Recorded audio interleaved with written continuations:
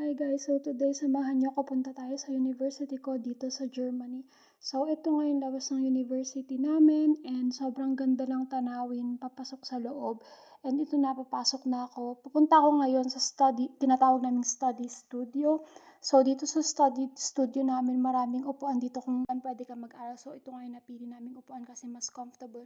Diyan din ako nagpa-power nap. Pang upuan dyan na pwede mong gamitin. May provided na din yung lamp and yung mga saksakan kung meron kang laptop. So ngayon, pumunta ako sa pantry namin, may mga coffee machines din doon, nagkape-kape muna ako. Hindi ko na na-videohan yung iba, pero naglalakad ako niyan and maya-maya lalabas ako kasi kailangan ko pumunta doon sa kabilang building para sa isang counseling. So napakaganda nga ng labas ng school namin. So halimbawa nasa-stress ka na sa pag-aaral, pwede kang lumabas and maglakad-lakad.